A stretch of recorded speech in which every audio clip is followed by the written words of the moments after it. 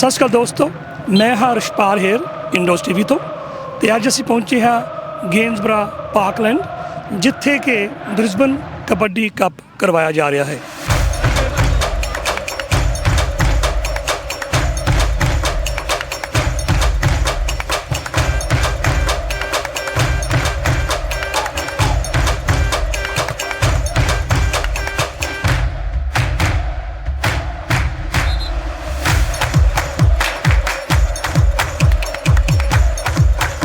ਹਾਂਜੀ ਦੋਸਤੋ, ਜੋ ਫਿਰੋਜ਼ਬਰਾ ਪਾਰਕਲੈਂਡ ਦੇ ਵਿੱਚ ਖੇਡਾਂ ਹੋ ਰਹੀਆਂ ਨੇ, ਕਬੱਡੀ ਅਤੇ ਸੌਕਰ ਤੇ ਨਾਲ ਵਾਲੀਬਾਲ ਦੇ ਮੈਚ ਹੋ ਰਹੇ ਨੇ।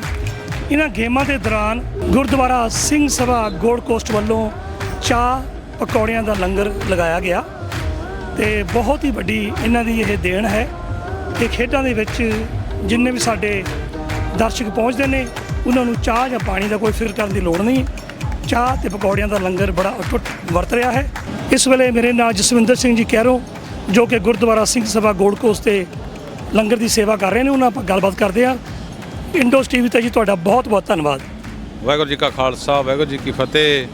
ਗੁਰੂ ਪਿਆਰੇ ਸਾਧ ਸੰਗਤ ਜੀ, ਇਹ ਜੋ ਆਪਾਂ ਬ੍ਰਿਸਬੇਨ ਕਬੱਡੀ ਟੂਰਨਾਮੈਂਟ ਦੇ ਵਿੱਚ Gurdwara Singh Sabha and civil gold cost ਵੱਲੋਂ ਗੁਰੂ ਕਾ ਲੰਗਰ ਚਾਹ ਪਾਣੀ ਦਾ ਲੰਗਰ ਲਾਇਆ ਹੈ।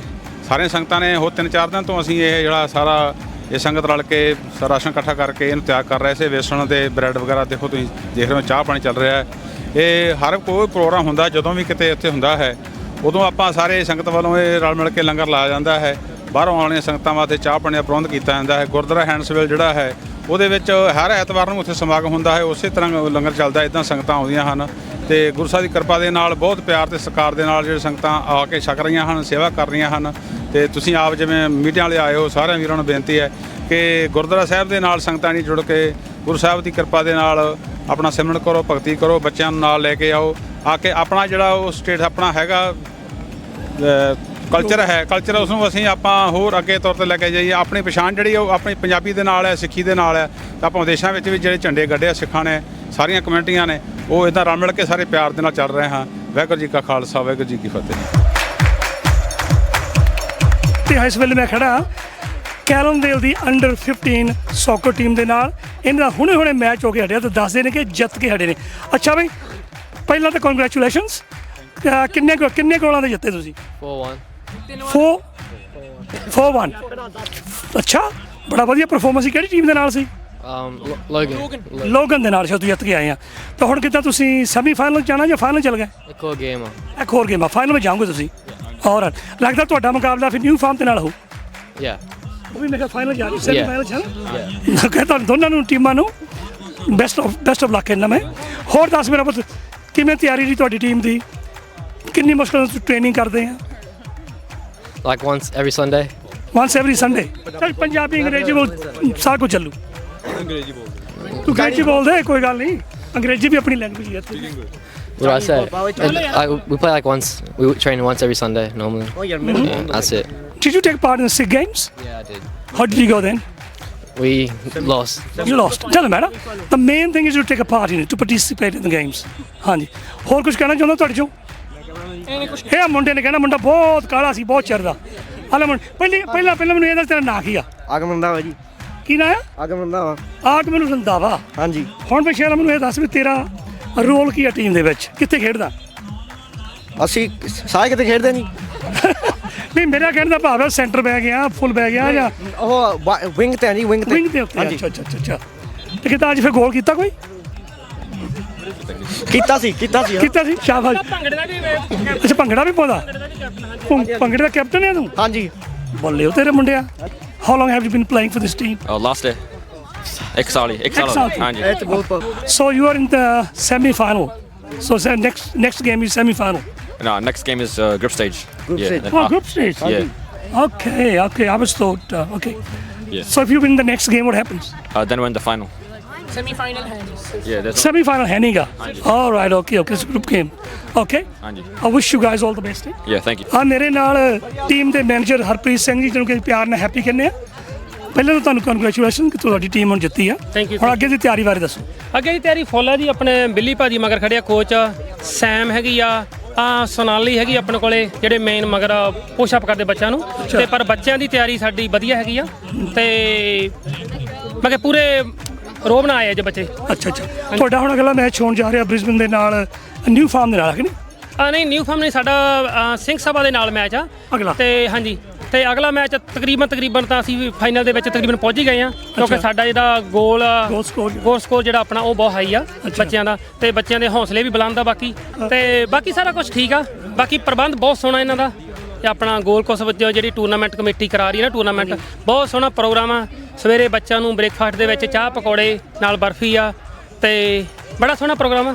ਬਾਕੀ ਪਬਲਿਕ ਬਹੁਤ ਸੋਹਣਾ ਤਰ੍ਹਾਂ ਤਰੀਕੇ ਨਾਲ ਬੈਠੀ ਹੋਈ ਆ, ਕੋਈ ਬੰਦਾ ਰੌਲਾ ਨਹੀਂ ਪਾ ਰਿਹਾ, ਬਹੁਤ ਸ਼ਾਂਤ ਮਾਹੌਲ ਹੈ, ਬੜਾ ਸ਼ਾਂਤ ਬਾਗੇ ਬਹੁਤ ਜਿਹਨੂੰ ਆਪਾਂ ਕਹਿ ਦਿੰਦੇ ਇੱਕ ਬਈ ਪੰਜਾਬ ਤੋਂ ਆਪਾਂ ਆਏ ਆ ਬਈ ਆ ਪਹਿਲਾ ਟੂਰਨਾਮੈਂਟ ਵੇਖ ਰਿਹਾ ਵੀ ਜਿੱਥੇ ਬੜੇ ਲੋਕੀ ਰੰਗ ਬਰੰਗੀਆਂ ਪੱਗਾਂ ਦਸਤਾਰਾਂ ਸਜਾ ਕੇ ਇੱਥੇ ਆਏ ਆ, ਭੈਣਾਂ ਸਾਡੀਆਂ ਸੂਟ ਪਾ ਕੇ ਆਈਆਂ ਇੱਥੇ, ਬੜਾ ਸੋਹਣਾ ਲੱਗ ਰਿਹਾ। ਮੇਰੇ ਖਿਆਲ ਪਹਿਲੀ ਵਾਰੀ ਟੂਰਨਾਮੈਂਟ ਇੱਥੇ ਹੋ ਰਿਹਾ ਹੁਣ ਇਦਾਂ ਜਿਹਦੇ ਵਿੱਚ ਕਬੱਡੀ ਵੀ ਖੇਡੀ ਜਾ ਰਹੀ ਹੈ। ਕਬੱਡੀ ਮੈਨੂੰ ਲੱਗਦਾ ਆਪਣੀਆਂ ਸਿੱਖ ਗੇਮਾਂ ਦੇ ਵਿੱਚ ਇੱਥੇ ਕਬੱਡੀ ਨਹੀਂ ਸਿੱਖ ਚਲੋ ਖੇਡਾਂ ਵੱਡੀਆਂ ਹੁੰਦੀਆਂ ਪਰ ਉਹਨਾਂ ਖੇਡਾਂ ਤੋਂ ਇਲਾਵਾ ਹਾਂਜੀ ਮੇਰੇ ਹਿਸਾਬ ਨਾਲ ਇਹ ਗੋਲ ਕੋਸ ਦੇ ਵਿੱਚ ਪਹਿਲਾ ਕਬੱਡੀ ਦਾ ਜਿਹੜਾ ਇੰਟਰਨੈਸ਼ਨਲ ਟੂਰਨਾਮੈਂਟ ਆ ਇਹ ਸਵਰਨੇ ਹੁਣੀ ਕਰਵਾ ਰਹੇ ਪਿੰਦਰੀ ਬੱਧਨੀ ਸਵਰਨਾ ਤੇ ਬੜਾ ਸੋਹਣਾ ਇਹਨਾਂ ਨੇ ਪ੍ਰਬੰਧ ਕੀਤਾ ਤੇ ਇਹ ਹੋਣਾ ਵੀ ਚਾਹੀਦਾ ਕਿ ਸਾਡੇ ਬੱਚੇ ਜਿਵੇਂ ਫੁੱਟਬਾਲ ਦੇ ਵਿੱਚ ਵੜੇ ਹੋਏ ਆ ਤੇ ਜੇ ਇਹ ਟੂਰਨਾਮੈਂਟ ਕਬੱਡੀ ਦੇ ਹੋਣਗੇ ਤਾਂ ਮੈਨੂੰ ਲੱਗਦਾ ਸਾਡੇ ਬੱਚੇ ਕਬੱਡੀ ਵੱਲ ਨੂੰ ਵੀ ਜਾਣਗੇ, ਚੰਗੀ ਚੀਜ਼ ਆ। ਹੁਣ ਅਸੀਂ ਅਕਸਰ ਦੇਖਦੇ ਹਾਂ ਕਿ ਜਿਹੜੇ ਕਬੱਡੀ ਦੇ ਮੈਚ ਹੁੰਦੇ ਨੇ ਉਹਨਾਂ ਦੇ ਜਿਹੜੇ ਪਲੇਅਰ ਹੁੰਦੇ ਆ ਹਮੇਸ਼ਾ ਸਾਰੇ ਬਾਹਰੋਂ ਹੁੰਦੇ ਆ, ਸਾਡੇ ਲੋਕਲ ਪਲੇਅਰ ਉਹਨਾਂ ਦੀ ਗਿਣਤੀ ਐਵੇਂ ਨਾਂ ਦੇ ਬਰਾਬਰ ਆ। ਤੁਹਾਡਾ ਕੀ ਵਿਚਾਰ ਆ ਕਿ ਸਾਨੂੰ ਇਹ ਚਾਹੀਦਾ ਕਿ ਕਬੱਡੀ ਆ ਲੋਕਲ ਖੇਡਣ ਜਾਂ ਬਾਹਰਲਿਆਂ ਨੂੰ ਬੈਨ ਕਰ ਦਿੱਤਾ ਜਾਵੇ ਜਾਂ ਲਿਮਿਟ ਕਰ ਦਿੱਤਾ ਜਾਵੇ? ਜਿੱਥੋਂ ਤੱਕ ਮੈਂ ਬੈਨ ਕਰਨ ਦੀ ਗੱਲ ਕਰਦੇ ਆਪਾਂ ਤੇ ਮੇਰੇ ਹਿਸਾਬ ਨਾਲ ਬੈਨ ਜੇ ਉਹ ਆਪਾਂ ਉਹਨਾਂ ਨੂੰ ਬੈਨ ਕਰ ਦਾਂਗੇ ਤਾਂ ਉਹ ਵੀ ਵਿਚਾਰੇ ਇੰਨੀ ਮਿਹਨਤ ਕਰਦੇ ਆ ਤਾਂ ਉਹ ਆਪਦਾ ਘਰ-ਬਾਰ ਕਿੱਥੋਂ ਚਲਾਉਣਗੇ। ਜਿੱਦਾਂ ਉਹ ਬਾਹਰ ਖੇਡਣ ਲਈ ਆਉਂਦੇ ਆ ਉਹਨਾਂ ਨੂੰ ਚਾਹ ਹੁੰਦਾ ਕਿ ਚਲੋ ਕਿ ਮੈਂ ਇੱਕ ਚੀਜ਼ ਹੋਰ ਦੇਖੀ ਕਬੱਡੀ ਦੇ ਵਿੱਚ ਨਾ ਆਪਣੀ ਪੜ੍ਹਾਈ ਬੜੀ ਘੱਟ ਹੋ ਜਾਂਦੀ ਆ ਕਿਉਂਕਿ ਪਿੰਡਾਂ ਦੇ ਲੋਕ ਖੇਡਦੇ ਆ, ਆਪਣੀ ਮਾਂ ਖੇਡ ਕਬੱਡੀ ਆ ਇਹ ਤੇ ਜਦੋਂ ਪਿੰਡਾਂ ਦੇ ਲੋਕ ਖੇਡਦੇ ਆ ਤੇ ਫਿਰ ਉਹ ਜਾਂ ਤਾਂ ਸਕੂਲ ਛੱਡਦੇ ਆ, ਜੇ ਸਕੂਲ ਛੱਡਦੇ ਆ ਤਾਂ ਫਿਰ ਗੇਮ 'ਚ ਵੜਨਗੇ, ਜੇ ਗੇਮ ਛੱਡਣਗੇ ਤਾਂ ਫਿਰ ਕਬੱਡੀ ਕੌਣ ਖੇਡੂਗਾ ਜੀ। ਕਈ ਵਾਰੀ ਸੁਣ ਚਾਹੁੰਦਾ ਕਿ ਜਿਹੜੇ ਲੋਕਲ ਨਿਆਣੇ ਉਹ ਕਹਿੰਦੇ ਆ ਵੀ ਅਸੀਂ ਕਰੀਏ ਕਿ ਜਿਹੜੇ ਬਾਹਰੋਂ ਆਉਂਦੇ ਨੇ ਪਲੇਅਰ ਉਹ ਤਕੜੇ ਵੀ ਨੇ ਪਰ ਅਸੀਂ ਇੱਥੇ ਕੰਮ ਵੀ ਕਰਨੇ, ਸਾਡੇ ਸੱਟਾਂ ਪਿੱਟਾਂ ਲੱਗ ਜਾਂਦੀਆਂ, ਸਾਨੂੰ ਕੋਈ ਸਾਂਭਣ ਵਾਲਾ ਨਹੀਂ ਹੁੰਦਾ। ਉਹਨਾਂ ਦੀ ਗੱਲ ਮੈਂ ਕਰ ਰਿਹਾ ਸੀ ਕਿ ਕੁਛ ਨਾ ਕੁਛ ਚਾਹੀਦਾ ਕਿ ਜਿੱਥੇ ਕਹਿ ਸਕੀਏ ਆਪਾਂ ਕਿ ਚਲੋ ਬਾਹਰੋਂ ਵੀ ਪਲੇਅਰ ਖੇਡ ਲੈਣ ਜਾਂ ਮਿਨੀਮਮ ਜਿਹੜੇ ਲੋਕਲ ਆ ਉਹ 4 ਜਾਂ 5 ਉਹ ਹੋਣੇ ਚਾਹੀਦੇ 8 ਵਿੱਚ। ਹਾਂ ਜਿਵੇਂ 8 ਪਲੇਅਰ 8 ਦੇ ਵਿੱਚੋਂ ਤੁਸੀਂ 4 ਪਲੇਅਰ ਤੁਸੀਂ ਬਾਹਰ ਰੱਖ ਲਓ, 4 ਤੁਸੀਂ 2 ਰੇਡਰ ਰੱਖ ਲਓ, 2 ਸਟਾਪਰ ਰੱਖ ਲਓ ਤੇ ਬਾਕੀ ਜਿਹੜੇ ਤੁਸੀਂ ਮੈਂ ਕਿ 3 ਸਟਾਪਰ ਜਿੱਦਾਂ 2 ਵਿੱਚ ਖੜਨਗੇ ਸੈੱਟ ਦੇ, ਇੱਕ ਦਾ ਵਿੱਚ ਸਬ ਹੋਵੇ ਉਹ ਆਪਣਾ ਲੋਕਲ ਹੋਵੇ, ਜਿੱਦਾਂ ਰੇਡਰ ਵੀ ਆ 2 ਬਾਹਰੋਂ ਆ ਤਾਂ 2 ਆਪਣੇ ਲੋਕਲ ਰੇਡਰ ਹੋਣੇ ਚਾਹੀਦੇ ਆ। ਇਹ ਚੀਜ਼ ਬਹੁਤ ਵਧੀਆ ਤੁਹਾਡਾ ਕੁਐਸਚਨ ਆ, ਇਹ ਚੀਜ਼ ਹੋਣੀ ਜ਼ਰੂਰੀ ਆ। ਪਰ ਬਾਕੀ ਜਿਹੜੀ ਡਰੱਗ ਦੀ ਗੱਲ ਆ, ਡਰੱਗ ਤਾਂ ਦੇਖੀ ਨਹੀਂ ਕਦੇ ਪਰ ਜਿਹੜੇ ਹਿਸਾਬ ਨਾਲ ਮੁੰਡੇ ਮਰੇ ਆ ਹੁਣ ਪਿੱਛੇ ਜੇ ਪਤਾ ਲੱਗਾ ਸਾਰੇ ਕੀ ਚੀਜ਼ਾਂ ਦਾ ਤਾਂ ਸ਼ੱਕ ਇਹ ਮੈਂ ਕਿ ਬਹੁਤ ਜ਼ਿਆਦਾ ਦੀ ਇੱਕ ਜਿਹੜੀ ਕਬੱਡੀ ਦੇ ਵਿੱਚ ਨਾ ਬਦਮਾਸ਼ੀ ਵੜ ਗਈ, ਇਹ ਬਹੁਤ ਹੀ ਮੈਂ ਕਿ ਦਰਦਨਾਕ ਖਬਰ ਆਪਣੀ ਕਬੱਡੀ ਲਈ। ਅੱਗੇ ਕਬੱਡੀ ਨੂੰ ਮਾਂ ਪਿਓ ਕੇ ਦੇਖਣ ਜਾਂਦਾ ਸੀਗਾ, ਹੁਣ ਜਿੰਨੇ ਮੇਰੇ ਹਿਸਾਬ ਨਾਲ ਕਬੱਡੀ ਖੇਡਦੇ ਆ ਮੁੰਡੇ ਉਹਨਾਂ 'ਚੋਂ 100 ਦੇ ਵਿੱਚੋਂ ਇੱਕ ਅੱਧਾ ਬੱਚਾ ਉਹਨਾਂ ਦਾ ਕਬੱਡੀ ਖੇਡਦਾ, ਮੈਨੂੰ ਲੱਗਦਾ ਨਹੀਂ ਉਹ ਕਬੱਡੀ 'ਚ ਪਾ ਰਹੇ ਬੱਚਿਆਂ ਨੂੰ। ਕਬੱਡੀ ਦਾ ਇੱਕ ਹੋਰ ਵੀ ਹੈ ਨਾ ਕਿ ਕਬੱਡੀ ਜਦੋਂ ਵੀ ਗੇਮ ਚੱਲਦੀ ਆ ਤਾਂ ਹਮੇਸ਼ਾ ਟਾਈਮ ਸਰ ਕਦੀ ਮੈਚ ਕੋਈ ਸ਼ੁਰੂ ਨਹੀਂ ਹੁੰਦਾ, ਜਦੋਂ ਸ਼ੁਰੂ ਹੋ ਜਾਂਦਾ ਇੱਕ ਮੈਚ ਤਾਂ ਦੂਸਰਾ ਮੈਚ ਹੁੰਦਾ ਪਲੇਅਰ ਕੇ ਵੀ ਤਿਆਰ ਹੋ ਕੇ ਆਉਂਦੇ ਨਹੀਂ, ਜਿਹੜੇ ਪ੍ਰਬੰਧਕ ਹੁੰਦੇ ਆ ਹਮੇਸ਼ਾ ਅਨਾਉਂਸਮੈਂਟ ਕਰੀ ਜਾਂਦੇ ਆ। ਇਹਦੇ ਬਾਰੇ ਜ਼ਰੂਰ ਕੁਛ ਨਾ ਕੁਛ ਹੋਣਾ ਚਾਹੀਦਾ ਕਿ ਨਹੀਂ? ਇਹ ਜਿਹੜਾ ਕਬੱਡੀ ਦੇ ਵਿੱਚ ਡਿਸਪਲਿਨ ਆ ਇਹ ਬਹੁਤ ਜ਼ਰੂਰੀ ਹੋਣਾ ਚਾਹੀਦਾ। ਇਹ ਜਿਵੇਂ ਹੁਣ 12 ਵਜੇ ਦਾ ਟਾਈਮ ਦਿੰਦੇ ਆ ਤੇ ਪੌਣੇ 1 ਵਜੇ ਉਹ ਕਹਿ ਦਿੰਦੇ ਸਾਡਾ ਇੱਕ ਪਲੇਅਰ ਨਹੀਂ ਆਇਆ ਜੀ, ਜਿਹੜੀ ਦੂਜੀ ਟੀਮ ਵਿੱਚ ਖੜੀ ਆ। ਜਿਵੇਂ ਹੁਣ ਸੌਕਰ ਦੇ ਵਿੱਚ ਜੇ ਤੁਸੀਂ ਐਗਜ਼ੈਕਟਲੀ 10 ਵਜੇ ਦਾ ਟਾਈਮ ਦਿੱਤਾ ਨਾ, ਜੇ 10 ਵੱਜ ਗਏ 1 ਮਿੰਟ ਹੋ ਗਿਆ ਤਾਂ ਰੈਫਰੀ ਦੂਜੀ ਟੀਮ ਨੂੰ ਵਾਕ-ਓਵਰ ਦੇ ਕੇ ਤੋਰ ਦਿੰਦਾ। ਇਹ ਚੀਜ਼ਾਂ ਸਾਡੀ ਕਬੱਡੀ ਦੇ ਵਿੱਚ ਬਹੁਤ ਜ਼ਰੂਰੀ ਆ। ਜੇ ਸਾਡੀਆਂ ਚੀਜ਼ਾਂ ਕਬੱਡੀ ਦੇ ਵਿੱਚ ਨਹੀਂ ਹੋਣਗੀਆਂ ਤਾਂ ਮੈਨੂੰ ਲੱਗਦਾ ਕਿ ਇਨ ਫਿਊਚਰ ਜਿਹੜਾ ਕਬੱਡੀ ਦਾ ਭਵਿੱਖ ਆ ਉਹ ਵੀ ਬਹੁਤ ਮਾੜਾ ਹੋਊਗਾ। ਪਰ ਅਸੀਂ ਰੱਬ ਅੱਗੇ ਇਹੀ ਅਰਦਾਸ ਕਰਦੇ ਹਾਂ ਕਿ ਸੱਚੇ ਪਾਤਸ਼ਾਹ ਮਹਾਰਾਜ ਵੀ ਆਪਣੇ ਪੰਜਾਬ ਦੇ ਪੁੱਤਾਂ ਨੂੰ ਕਬੱਡੀ ਲਈ, ਪੰਜਾਬੀਆਂ ਨੂੰ ਕਬੱਡੀ ਲਈ ਲਾਈ ਰੱਖੀ ਤੇ ਨਸ਼ਾ ਮੁਕਤ ਹੋਵੇ, ਇਹਨਾਂ 'ਚ ਡਿਸਪਲਿਨ ਹੋਵੇ, ਇਹ ਬਹੁਤ ਜ਼ਰੂਰੀ ਆ। ਬਹੁਤ ਬਹੁਤ ਧੰਨਵਾਦ Harpreet ji. Thank you so much ਜੀ, ਥੈਂਕ ਯੂ।